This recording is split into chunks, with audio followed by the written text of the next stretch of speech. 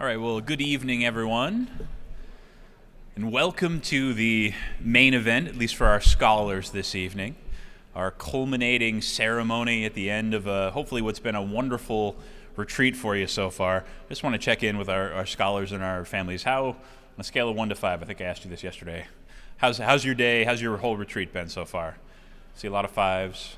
A lot of fives. Okay, excellent. That's how we want you to feel. Oh, I see a 6. There we go. I'll take it. That's excellent feedback. Tonight is it's a little bit sad for us. We always hate to say farewell to our scholars, but we know we're not really saying farewell. We know that some of you are going to come back as interns for us next summer and the years to come. Some of you are going to join the LTAP program. Some of you are going to come back and speak at our leadership forums and that sort of thing. So it's not really farewell. It's just, all right, we're getting this thing going. But before we get started with our awards ceremony, could I ask that we all please rise for the Pledge of Allegiance?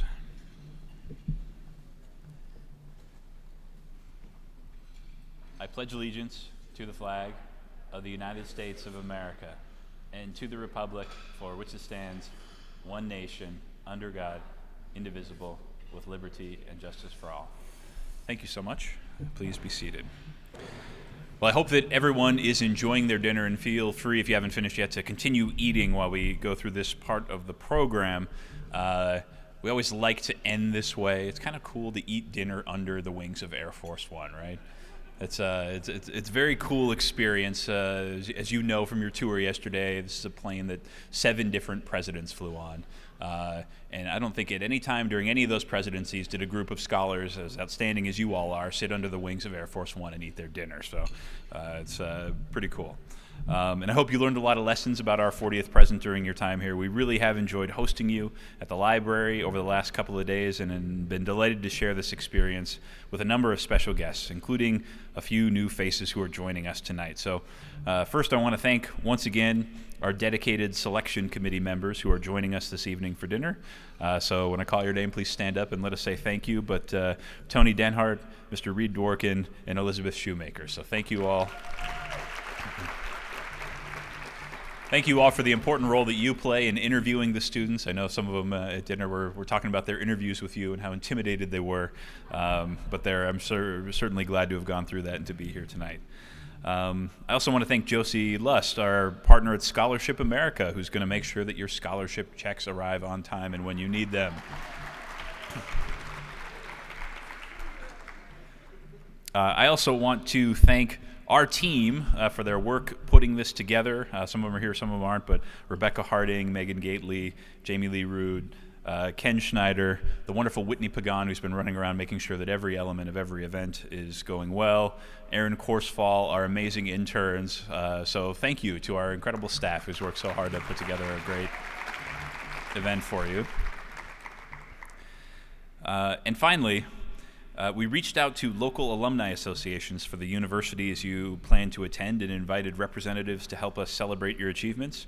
So I want to say thank you to representatives. We have representatives here this evening from Yale, Oklahoma State University, and I understand our rep from Oklahoma State also used to be an employee here, the University of Nebraska, Harvard, and as I've always heard it said on college football, the Ohio State University. So thank you all for coming out and being here and joining us this evening.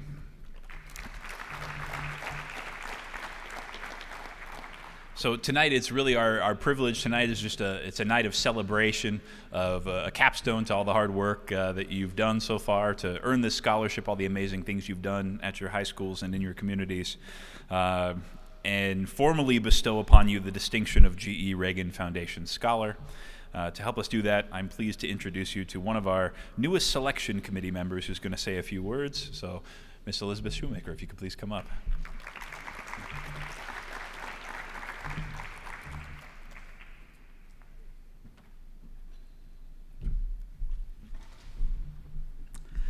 Hi. Good evening. What a beautiful night. What a beautiful location. It is absolutely a thrill to be here for such an outstanding group of recipients. You are truly the best of what Ronald Reagan embodied in a leader, and what better way to perpetuate his legacy than supporting leaders that will continue to give back to their communities, enact change, make a difference in your schools, in your charities. We know you'll continue to do that on your college campuses, and we are so honored to honor you. If you think about President Reagan at your same age, he was a lifeguard in his community. He was rescuing a record 77 people from the local river during the course of his 7 years as a lifeguard. And so he was already living a life that mattered. As the years went on, whether as 8 years of his nearsightedness as a military officer, or as a radio announcer, or a film actor, and then as a union leader, you can see that his journey was not a manipulated path to the presidency. He's a wonderful example of a life well lived because it led to not because it led to a transformational presidency, but instead because it was authentic. It was an authentic path whereby he followed his passions, his interests, and his sense of duty. The country was the beneficiary, and those of us being led by him were also the beneficiaries.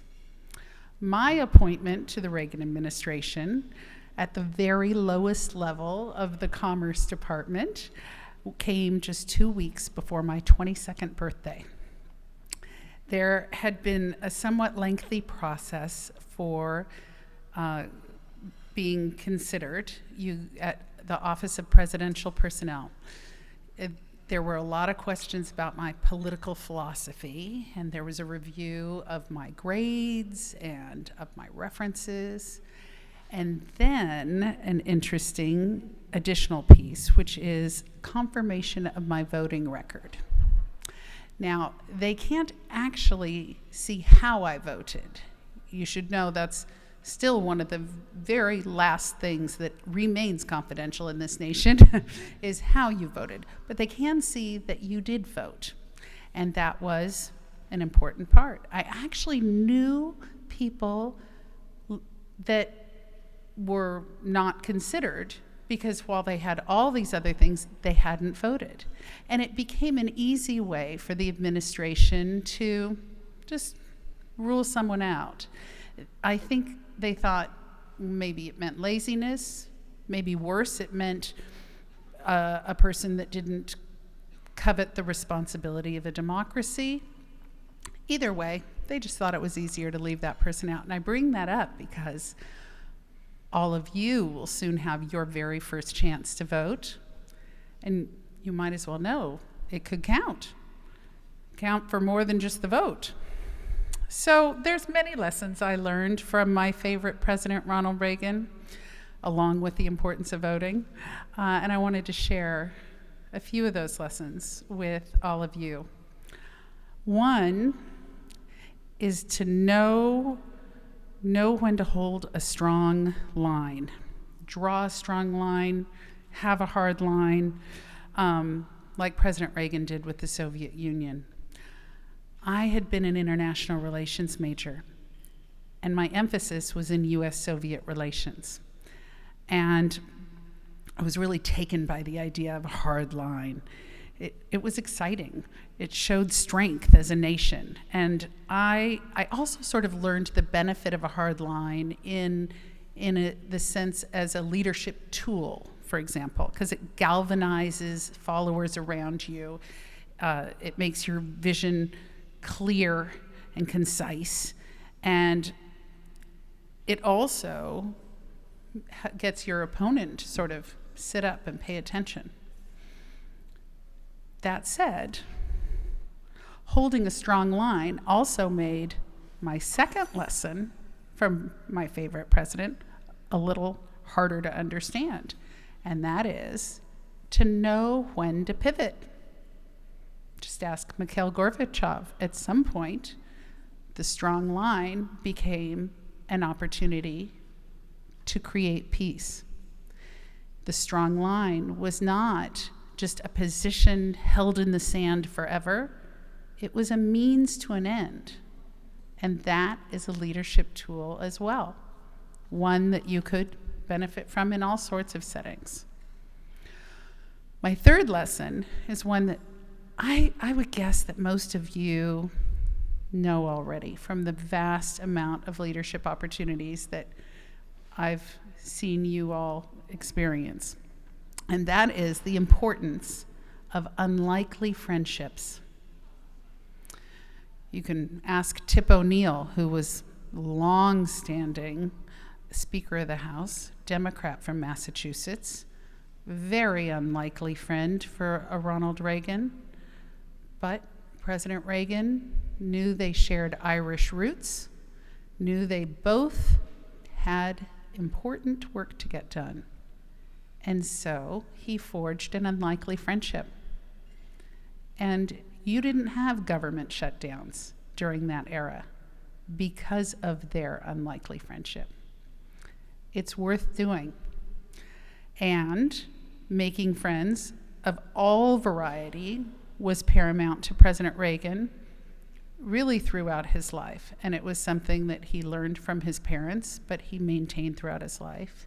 And when you consider that in 1984, he was reelected with 49 of our 50 states, it's almost mind-boggling in today's world to consider, isn't it? It wasn't that those 49 states were all Republican. Absolutely not.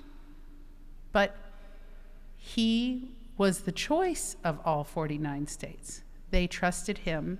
They wanted him. They believed in that possibility of trust between themselves and his goals. And I believe that was because they considered him their friend. There was a warmth about him that made it possible for everyone to trust in his leadership. And I think forging those unlikely friendships will be a way that others will learn to trust you as you go into your college campuses and you begin leadership in your new communities. Make those unlikely friendships. The last lesson I want to share with you is that it isn't over until it's over. And I came to learn that the hard way. When I joined the administration, there was only a year left to go. So I thought, well, maybe this will be sort of a victory lap where everyone looks back on the last 7 years of accomplishments and success. Not with President Reagan. It was like joining a bullet train that was going at max capacity speed and mid-race, because it wasn't over till it was over. And they were going to use every last second of that administration to get everything done. And priority list upon priority list was given, and it was epic speed with which we accomplished everything left that was on his list. And even the lowly 22-year-old at the Commerce Department knew the president's priorities and believed that we were on this team effort together. He was that kind of leader. We all felt on the same page. 15 years ago, when President Reagan died, I had the opportunity to serve him one more time. I was here in Simi Valley with an incredible group of professionals who were devoted to him, to his legacy, and to his proper send-off from this world. All of them had served in President Reagan's administration. They were now in different companies and different roles in public service all over the country, and most of them with very serious responsibilities. And each one of them had taken the effort to tell their employers that someday a call would come, and without any notice, they would be taking a week off and coming here to honor and bury their president. So we did. We came here, and thousands of people came to Simi Valley as well. They lined up at the bottom of the hill at a designated site. Shuttle buses came up the hill for 24 hours straight, and people waited in line to circle around the casket that was being flanked by 4 military officers, each from a different branch of the military service. And as they waited in these lines for hours, they told stories to each other. They cried. There's people that don't know each other, but they all felt they knew President Reagan. They all had a story about him to tell. There were even some at 3 a.m. that started singing patriotic songs and got the whole group singing patriotic songs. It was just a continuous personality going on in this line that would work its way of people all with a common bond. They all believed they shared something together in their love for this president. One of the people I met that day really struck me and has stayed with me, and I can still see her face. A tall, strong woman. She was wearing this beautiful costume, which I asked her about. She was from Latvia, and it was a traditional Latvia costume. And she looked at me and said, "My country is free because of Ronald Reagan." She cried. Actually, we cried together.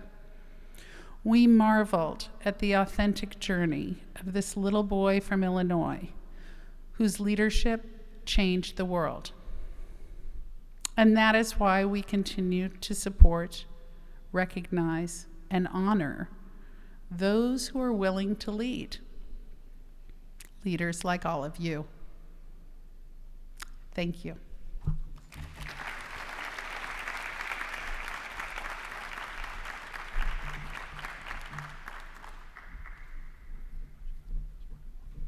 Thank you so much, Elizabeth. That was really fantastic. At this point, I'd like to invite the other members of the selection committee, Tony and Reed, to join us on stage. And what we're going to do is we're going to call your name. I'm going to read just a kind of the Cliff Note version of your accomplishments. Then we'll have you come up. We're going to present you with your, what are these called? Trophies, recognition. Something that's beautiful. You should place it right over the most important place in your home so that all can see. So when I call you, please come up on stage and join us for a photograph. So first, Ayesha Salim Ali. Ayesha believed that leadership is the combination of unselfishness, character, and faith, and she learned these qualities within her family and her diverse neighborhood. Driven by her desire to serve and change underserved communities, she became involved in the Columbus, Ohio Leadership Academy, the Youth Leaders Summit. She joined the Teen Ambassador Board under Ohio's Attorney General, founded her school's UNICEF Club, and served as secretary of the Key Club. Through these efforts, she fueled awareness and fundraising for the opioid epidemic in her state and support for children globally. A student council and class officer, she excelled academically and did all this while working part-time. From Columbus, Ohio, she'll attend the Ohio State University in the fall and hopes to one day be a neurological surgeon. Congratulations. Next up is Jessica Maria Bradley.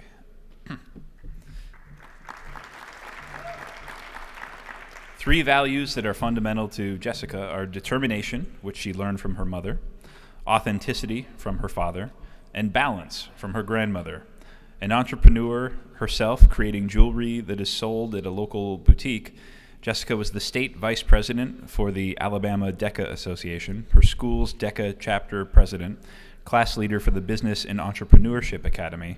She was the student council founder and president, class historian, and a leader within the National Honor Society, the Diversity Council, the Coding Club, and the Computer Science Outreach Council. In addition to working part-time, Jessica supported numerous community service efforts, notably serving as a group leader for her youth group.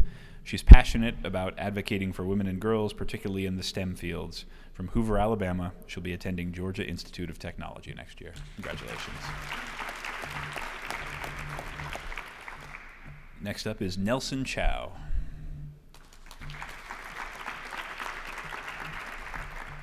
Nelson's approach to life has been to find small-scale solutions to large-scale problems. He's ambitious and bold and aims to lift others up, not just himself. An academically gifted musician, his resume is extensive. Section leader for his state champion school marching band, class secretary, founder and president of the Competitive Scholars Club, president and captain of the First Robotics Club, president of the Coding Club, captain of the tennis team, a martial arts champion, and more. With an interest in the medical field, Nelson has volunteered countless hours at a local hospital and blood center. In addition to serving as a tutor and working part-time, he is class valedictorian who has overcome many obstacles and traveled the world. A passionate and proud American, Nelson is from Lynbrook, New York, and will attend Princeton University in the fall.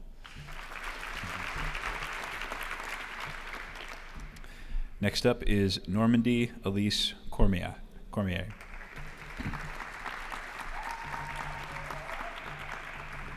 Normandy is driven by the values of equality, strength, and integrity, and lives these out across her extracurricular and volunteer endeavors.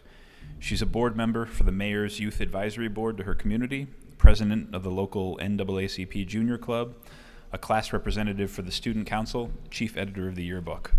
Through her A-plus academics tutoring business, she's helped more than 100 students improve their education and has expanded her efforts virtually. She also manages Biz Kids, where she teaches underserved children about entrepreneurship and financial literacy, and the Humble Seed, which supports the elderly in her community. Her achievements have been recognized across the country. She was accepted to 139 colleges and awarded nearly $9 million in financial aid. From Lafayette, Louisiana, she'll attend Xavier University of Louisiana next year and hopes to go to medical school and become an anesthesiologist.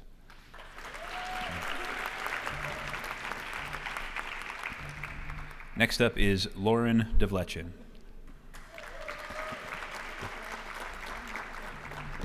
Lauryn's life experience have emphasized the importance of determination, integrity, and passion. As a captain of the field hockey team, she strived to create an unselfish, unified, and inclusive team atmosphere. She aimed to extend this positive environment to her school community as a student government officer. Facilitator for the Speak Up Club, executive board member for the Community Service Club, and executive advisory board member for the Key Club. Through a fellowship with the Germination Project, she advocated for better living conditions in the city of Philadelphia, including improved education and health care for the city's poor. Another future doctor, Lauryn, who's from Pennsylvania, hopes to study neuroscience in medical school after attending Dartmouth College in the fall. Congratulations. Next up, Nefertari El-Sheikh. Through her own experiences, she has found that courage is the first step to enacting change. She acted courageously as the editor of her award-winning school newspaper when it tackled controversial news stories. Her courage has extended to volunteer efforts for a local senator's office in advocating for issues that can often be divisive. She's brought her passion for teaching to her role as teen ambassador at the Intrepid Sea, Air, and Space Museum. She led efforts to donate books, stuffed animals, and care packages to patients in the hospital and hopes to extend that program to her college campus.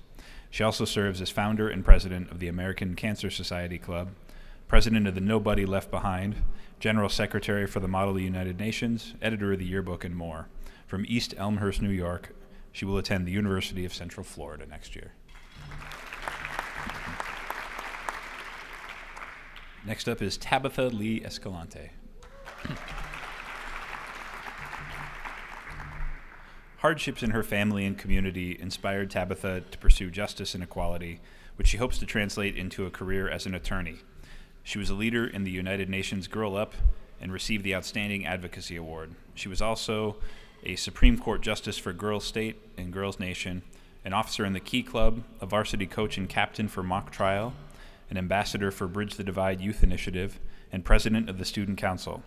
Through the University of Cincinnati's College of Law, Tabitha has served as a resource for the Ohio Innocence Project. She was an award-winning officer of the concert chorus and a cappella groups, as well as an indoor varsity track coach. A future public servant, she's from Pemberville, Ohio, and will attend Harvard in the fall.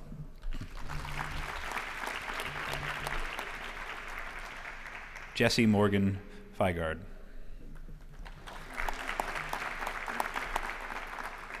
Like many of the recipients in this room tonight, she's no stranger to obstacles within her own family, obstacles that shaped her core values of resilience, passion, and service above self. Despite a physical limitation, she competed in the National Junior Olympics, representing her state in the high jump during her freshman year. Her passions are broad and diverse, from mentoring disadvantaged youth to planting community gardens. She believes in small sacrifices in her corner of the world, making a difference, and we agree. Jessie is a Girl Scout Gold Award winner, president of the Green Team Sustainability Club, president of the Engineering Physics Innovators Club, treasurer of the Future Farmers of America, and a volunteer for causes ranging from nutrition education to suicide prevention to her church. From Davidson, North Carolina, she'll attend Carnegie Mellon next year.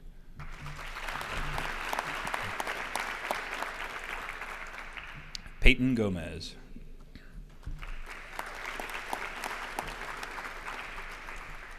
Peyton is inspired by kindness, acceptance, and authenticity, qualities that she lives out naturally.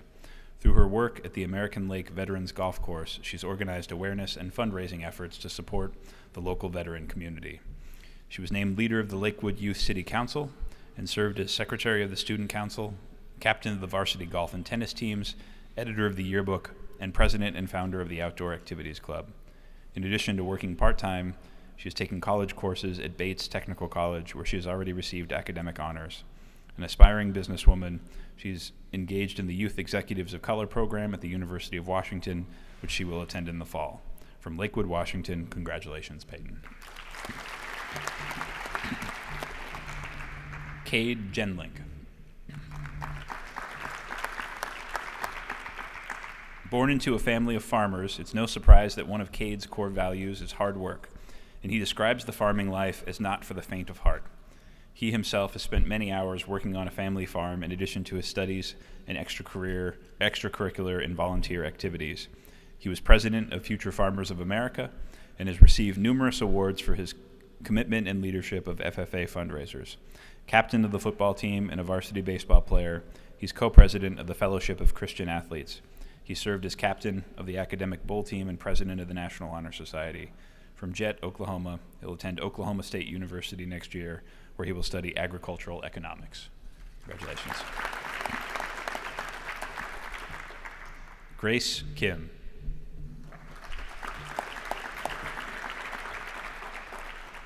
Grace has used her own giftings and her empathy towards hardworking families in her community to find her purpose and passion. Since she was in the 6th grade, she's volunteered for the Extended Learning Opportunities Program, where she received the Outstanding Service Award, as well as served as a Korean school teacher assistant, earning a President's Volunteer Service Award and a Junior Leadership Award. Additionally, she served as president of the Kids Are Scientists Too Club to advocate for equal resources and opportunity in STEM fields. She's been student body president, captain of her award-winning Science Olympiad team, Secretary General of Model United Nations, captain of the cross-country team, and more. She's from Germantown, Maryland, and will attend Harvard in the fall.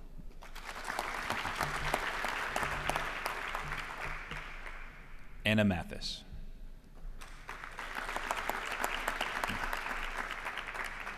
Anna believes that integrity is foundational to leadership and therefore has held numerous positions of leadership with dependability, work ethic, and honesty. She has served as an award-winning president of Future Farmers of America, captain and section leader for band, and president of the Student Council, Key Club, and National Honor Society. Anna has excelled as captain of the varsity volleyball team and is a state champion archer. She has also used her talents as a pianist to serve her church and local nursing home. Anna also believes in taking initiative and inspiring optimism and confidence in others. From Harrison, Arkansas, she'll attend the University of Arkansas next year, where she will study agricultural communications and leadership. Congratulations.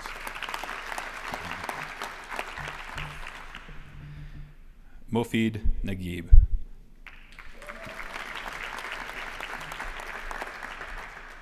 When he was 11 years old, his family courageously emigrated to the United States from Egypt, and the determination and hard work of his family has driven his achievements.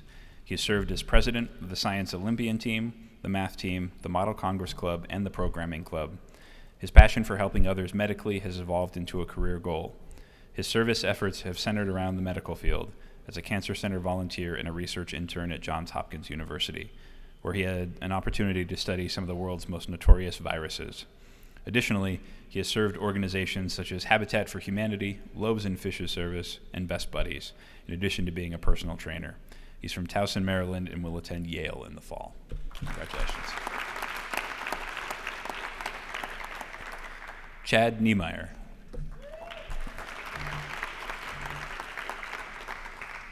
Chad is a confident leader who is also aware of his own limitations and open to other perspectives, following President Reagan's belief that the greatest leader is not necessarily the one who does the greatest things, he's the one that gets the people to do the greatest things. Chad's leadership has extended from academics to sports to the arts. Awarded the Best Attitude and Effort Award in the Thespians group, he was also a section leader for band and captain of the basketball, baseball, and speech teams. He served as president of 4-H, an officer in Future Farmers of America, and vice president of the National Honor Society. His service efforts have centered around Multiple Sclerosis Association, raising funds to cure a disease that has debilitated his farmer father. From Beatrice, Nebraska, he'll attend the University of Nebraska-Lincoln next year to study agronomy.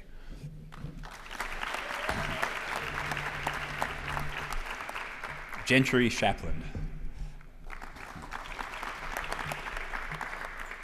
Gentry knows that integrity does not always come as second nature to everyone, but she strives to use her own integrity, diligence, and faith to guide her leadership and life choices. Also from a farming family, Gentry was president of her 4-H chapter and a committee chairman for the Kansas 4-H Youth Leadership Council, and has contributed countless hours and received numerous accolades for her service to the organization on a local, district, and state level. She served as president of the Student Council, National Honor Society, and Future Farmers of America, as well as captain of the varsity volleyball, varsity basketball, cheerleading, and Scholars Bowl teams. She's been a camp counselor, a farmhand on her family farm, and is following in the footsteps of President Reagan, a lifeguard. Gentry's from Kansas and will attend Kansas State University in the fall for a pre-med program. Next up, our pianist from last night, Chibi Uwakwe.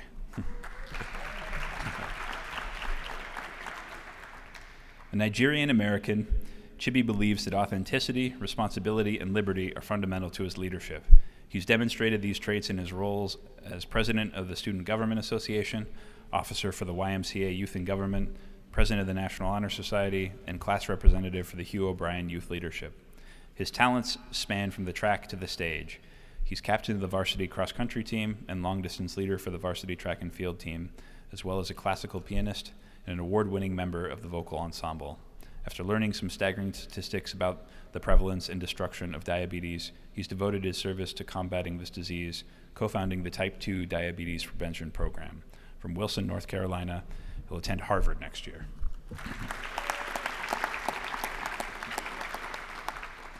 Ashley Wilson. Growing up in a military community, Ashley witnessed service and sacrifice that shaped her philosophy of servant leadership. She has been a school and district president for DECA, class officer, and student council leader. In addition to serving as captain of her gymnastics team, she's also worked as a gymnastics coach. She joined forces with her older sister, also a GE-Reagan Foundation scholar, something good in the family there, right? To support a program that provided food to underserved students. Ashley expanded these efforts to monthly food drives and a food backpack program for a local elementary school. She believes that giving back starts a chain reaction and looks forward to continuing her efforts to support children and those in need in college and beyond. She's from Texas and will be attending Baylor University in the fall to study data analytics. So congratulations. Congratulations to each and every one of our 2019 GE-Reagan Foundation Scholarship Program recipients. I hope you'll agree that the talent and drive present in this room tonight is a testament to the legacy of President Reagan and the strength of this nation's future. Ladies and gentlemen, thank you for joining us at this special place.